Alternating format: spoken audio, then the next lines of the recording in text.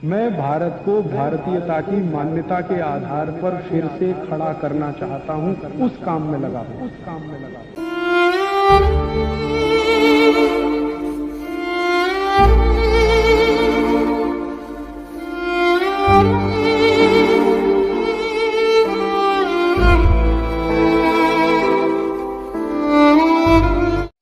Europe और America में तो न कोई आधार है न कोई दर्शन है, फिर भी हमने नकल करके 1 जनवरी को नया वर्ष मनाना शुरू कर दिया और इस देश में ऐसा बेहूदगी वाला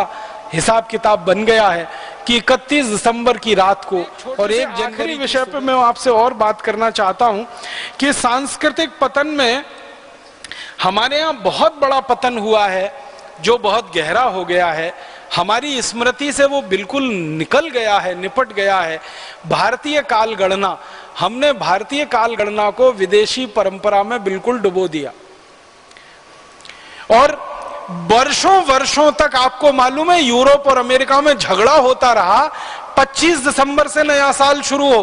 और काफी दिनों तक वो चलता रहा, फिर झगड़े के बाद बदल के 1 जनवरी से नया साल शुरू होना बताया गया। अब 1 जनवरी से उनके यहाँ नया साल शुरू होता है, उसके पीछे का कारण पूछो, कुछ कारण नहीं मालूम है कि 1 जनवरी को ही नया साल क्यों होता है, 15 जनवरी को क्यों नहीं हो सकता, 20 को क्यों नहीं हो सकता, या मार्च में क्यों नहीं हो सकता, अप्रैल में क्यों नहीं हो सकता। वो कहते हैं कि बहुत लंबा झगड़ा था 25 दिसंबर और 1 जनवरी के बीच में, वो झगड़ा सुलझ गया, 1 जनवरी कर लिया गया। 25 दिसंबर को तो फिर भी अर्थ उनके यहाँ समझ में आता है, ईसा मसीह से जुड़ा हुआ है, लेकिन 1 जनवरी तो कुछ भी समझ में नहीं आता किससे जुड़ा हुआ है।